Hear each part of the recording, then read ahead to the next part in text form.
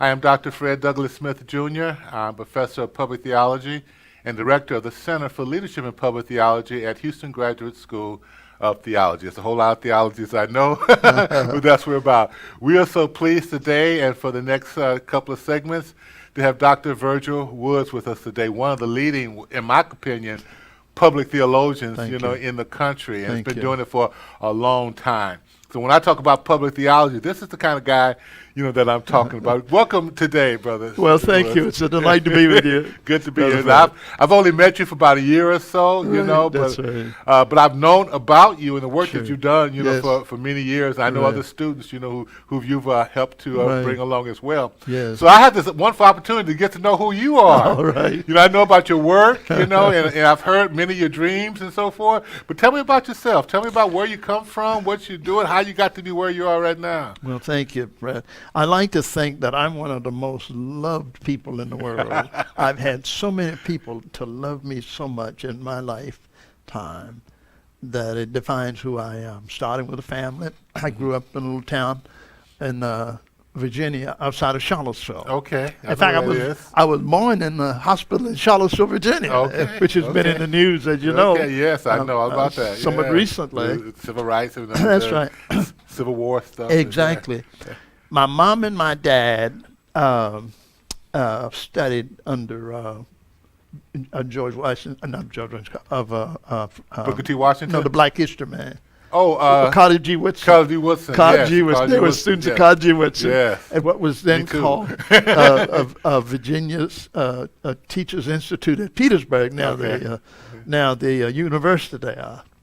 Brother and sister. I was the youngest of three, and my sister was in the middle. They're both gone to heaven now. I'm here, Fred, after 87 years. Of rich blessing that has come from so many places. Talk about extended family all over the place. Fred, I grew up on a little farm that my granddaddy, Alexander, had bought right after the First World War. At the foot of the Blue Ridge Mountains. You could stand in my backyard and look at the mountains. It felt like you could touch the mountain. It was just so beautiful. We had our own little farm, little family farm. We raised all of our vegetables. We raised cows, beef, chickens, all of that stuff, Fred, I grew up in an environment where creating so much of your own sustenance affects the way you feel about life. It's just wonderful. Wow. The property is no longer in the family. We didn't need it anymore. And frankly, gentrification has moved out 12 miles in that neighborhood that I grew up in. Just one point. I would put a pin on what you said about growing your own substance and how that make you feel. Let's put a pin in that. Yes, I sure will. Because it's determinative of so much that I've. For example, now when I think about the thread that takes me from childhood, one of my longest running memories is when I was about 7 years old. Two memories, right? One was my grandmama on my mother's side, my maternal grandmother, was always at her daughter, our home for dinner on Thursday and Sunday. Those were the half days she had off. She was working in a white folks' house, I would tell you something about her that looks forward in a way, but I remember that at the dinner table, everybody had to do the Bible verse, about that. Everybody had to do the Bible verse. My brother always beat me to Jesus Wept. He always beat me to that one. But I never forget, my grandmother always was, I once was young, and now I'm old. And I've never seen the righteous forsaken, nor his seed begging bread. That plays into that self-sustaining life. When I got my doctorate from Harvard, Fred, I realized that I had simply elucidated her theory about life, how economics and spirituality are two sides of the same coin. That's interesting. For creating sustainability. Let's put another pin right there. Yes, that's right. That's critical. That's critical. economics and spirituality, two sides of the same coin. Wow, yeah. I was raised in that kind of thinking, and was just just infused my life in so many ways. I was okay. Here was our house, this little neighborhood, about 40 black families scattered in that area. Here was our house. Here was our garden, and here was the church. Across the street from the church was a 6-room schoolhouse. I went to that little 6-room schoolhouse. One teacher, 6 classes in that little one room. It was one of the old Rosenwald, Jews and Rosenwald schools that Rosenwald had given money for building these little schools all over the South. My teacher for 6 years was one teacher, Miss Sue Ridley Williams. She stood about this high. She was awesome, great educator. Some of the things I learned from her, some of the distinctive things that she would say have just become a part of me. Such as. Well, I remember when she would say, she'd be teaching the parts of speech, and somebody would get it confused. And she said, your verb is hiding behind the proposition, something like that. Yeah. It was that kind of thing. Yes, It was always just super. She was the kind of teacher that John Kenny also had. He has a little story. I'm going to digress just for a minute. Okay, I love the story. And it's a story about growing up Say and more this about kind John of teacher. John F. Kennedy? John Kenny, now retired dean of the Samuel Proctor School of Religion. Oh, yes. He's Okay. retired, still on the faculty, right? Yes. John tells a story, and I've had this similar experience. He said, same kind of school. He grew up in West Virginia. He said, little John over there was very slow. John was a very quick learner, He said, as soon as the teacher asked a question, his hand is up, right? And but John would struggle sometimes, and I mean, the Jones boy would struggle, and Kenny, it looks like it just did him so much good to see how this guy struggled. He said, teacher called him in. In those days they called the students by your last name, Mr. Wood, Mr. Brown, Mr. Kenny. And the teacher said, Mr. Kenny, I noticed that you seem to take great delight in Mr. Brown struggling so hard. And he's not going to make it. But I want you to know, if he does not pass this class, you're not going to pass either. He said that it taught him a lesson in pure learning. Yeah. And he made it his business to see that this guy was going to pass because she'd made it clear. That's a great lesson. Isn't that extraordinary? That's a great metaphor. Isn't that good? For our society, especially yes, the African American society. Yes, it is. If I'm not going to make it, yes, sir. You're not going to. You're not going to make it. And so you have responsibility. That's right. That's it. Yeah, they might not get away with it today. Nah, but that's okay. But we still got to find a way to do that, though. Got to do that. We still got to find a way to do that. And I think John Kenny became a different person. Of course, we know that John Kenny, great scholar and great leader and educator and all of that.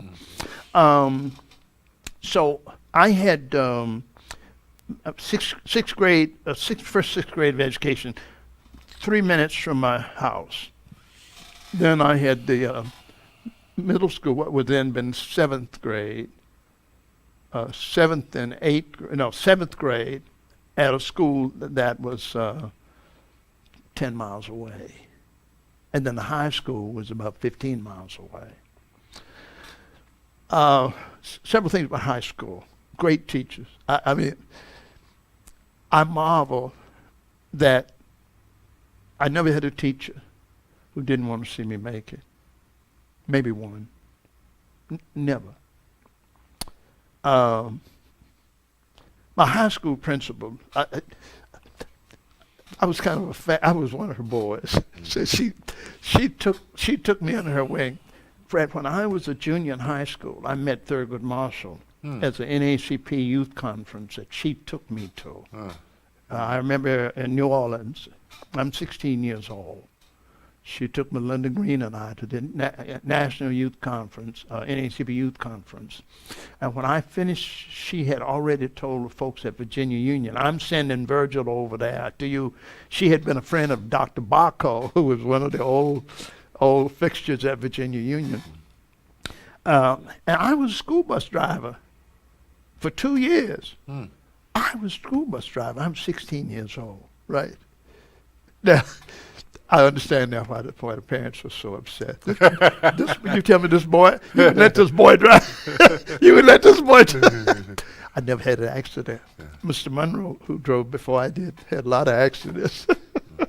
But I think about the way they threaded my experience, the responsibilities that they put on you and taught you and helped you to meet those responsibilities, you know.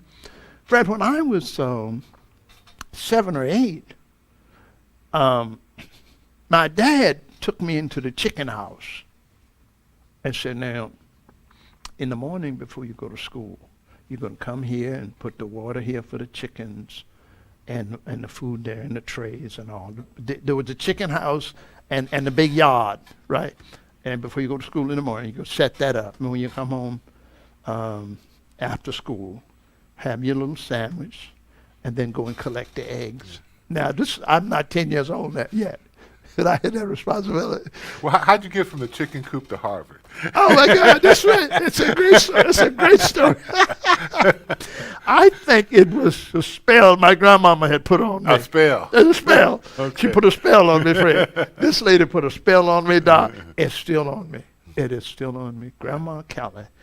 Kelly Jackson Brown, born in 1880, died in 1959. She was present for my graduation from seminary. When I went to seminary? I did Andover Newton. Andover Newton in Boston. Yes. Uh-huh.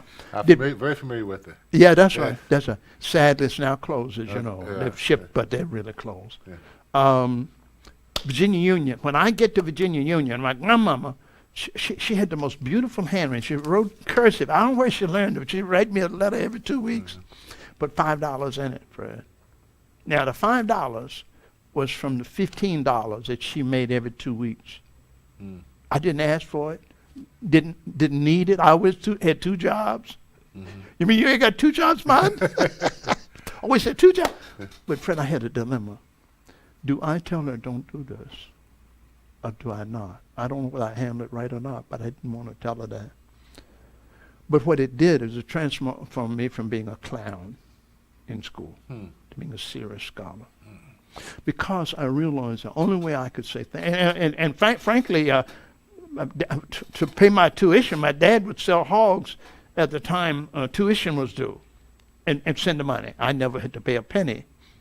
But you know, in that day, our people believed that education Yes, was the way. that's right, exactly. I mean, out of slavery, you couldn't know how to read. They wouldn't allow you to learn You how to read. could get killed for You learning. can't know how to read. Yes. And so it was a time when, Right. when we as a community believed that our way to freedom, Yes. and full citizenship in Yes. this country depended upon education. Absolutely. And even though our mothers and our fathers didn't have it, That's right. they wanted to make sure that Right. you had it. My father had a 3rd grade education himself, you know. I want to correct you on that. I want to correct you on that. Okay.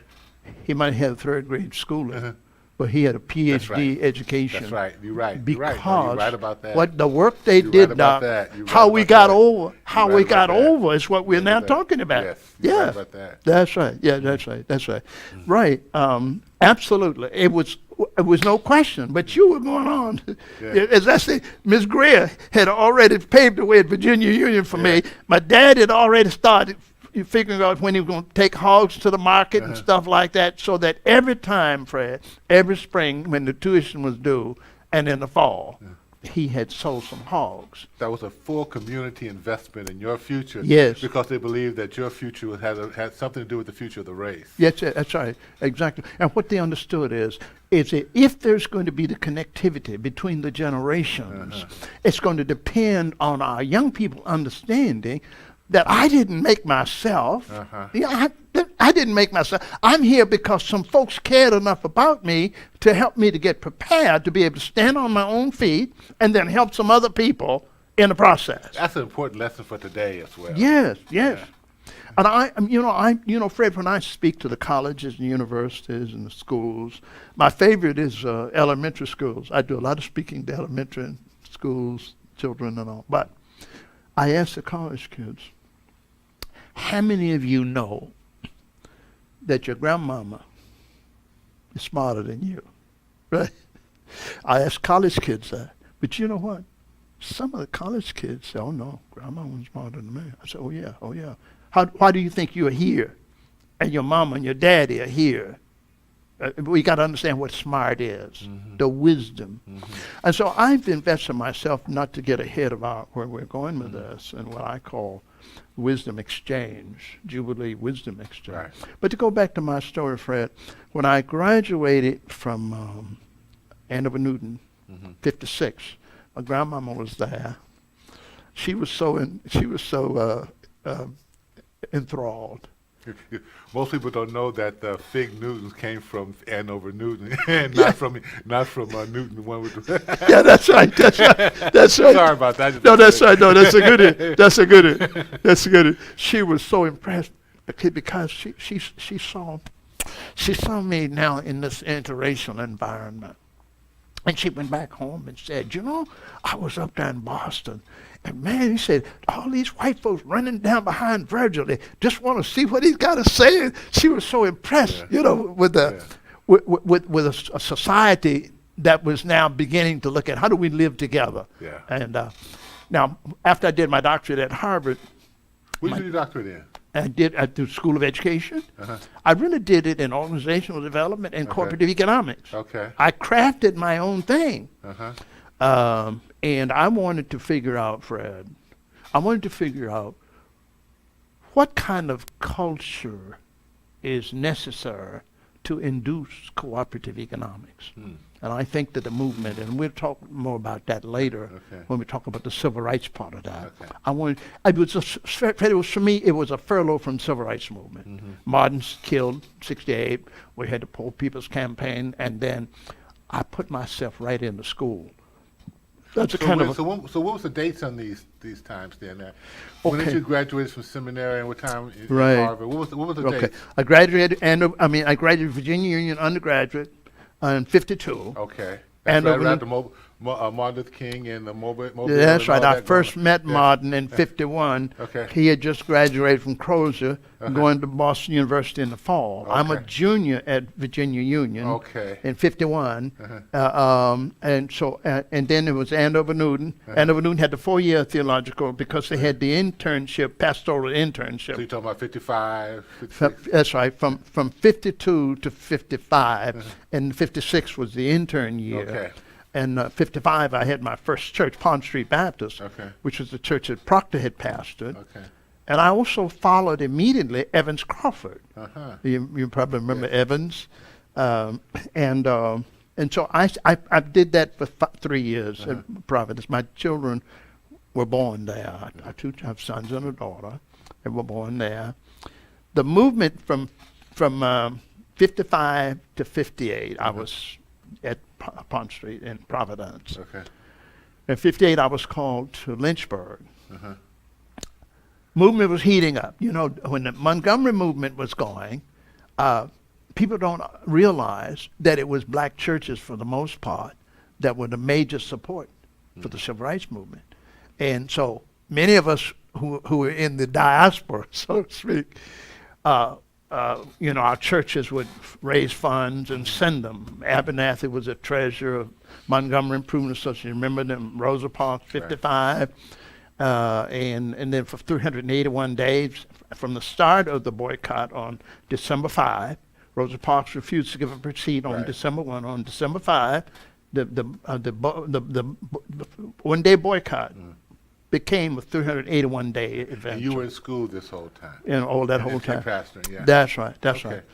So we're hearing all over. The word is all over the country about what's going on. You had Jet. You wouldn't miss Jet. Ebony, keep up with what's going on. And all the swimsuit in the middle. That's right. That's right. You remember that? I remember the swimsuit.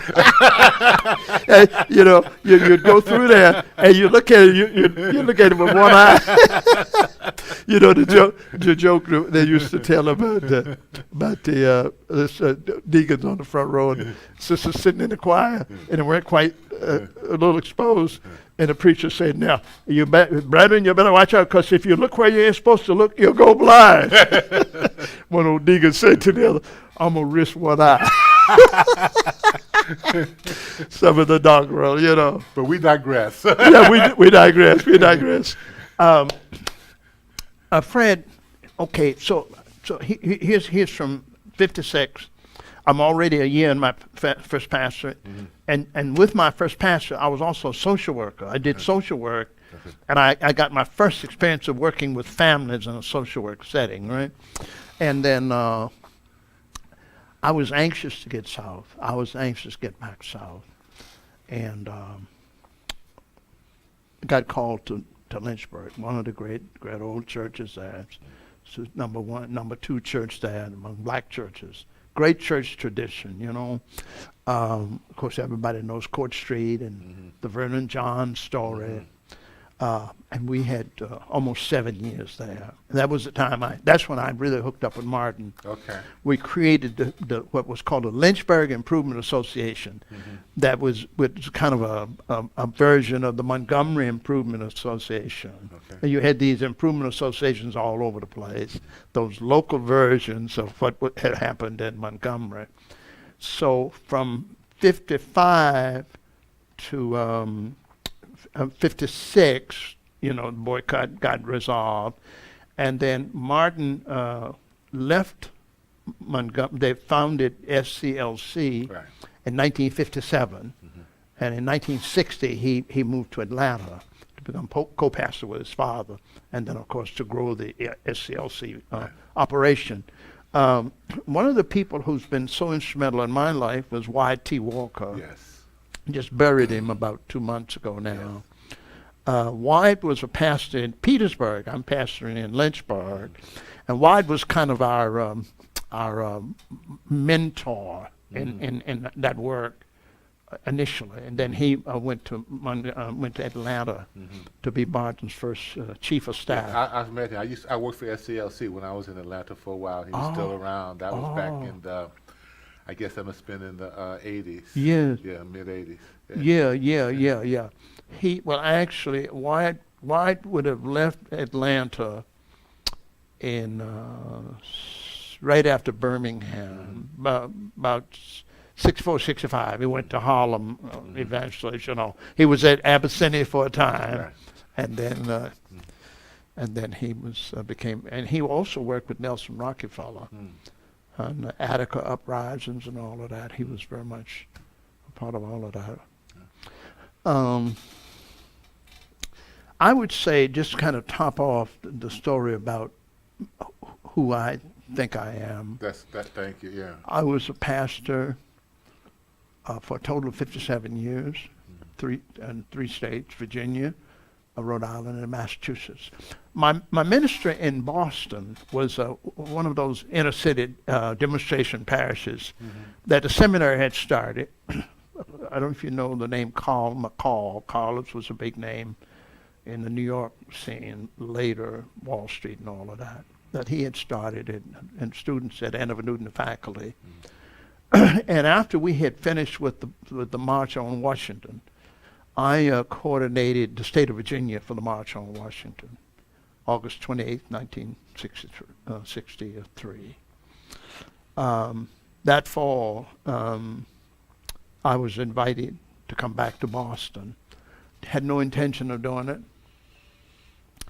And my wife said, well, listen, they're going to fly us to Boston and put us up in a nice hotel. Why don't we just go and visit Boston again and, you know, see some friends and stuff. I said, okay, let's do that.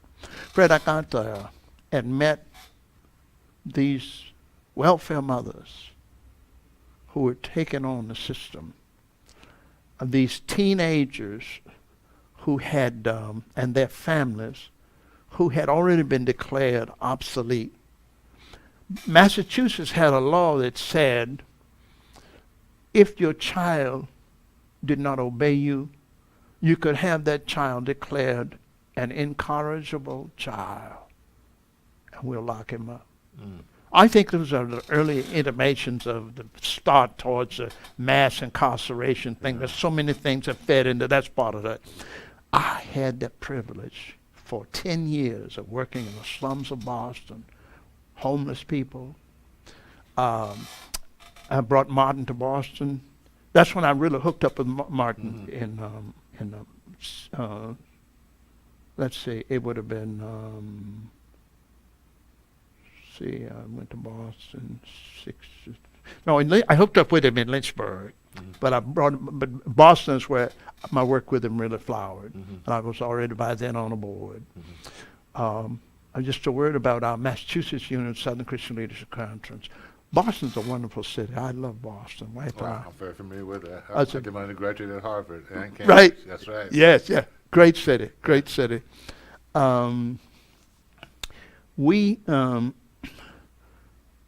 Martin told me that our SCLC unit in Boston raised him more money than any other place and gave it to him. And he said that Sammy Davis and the L.A. crowd, he said they do a lot of fundraising for me.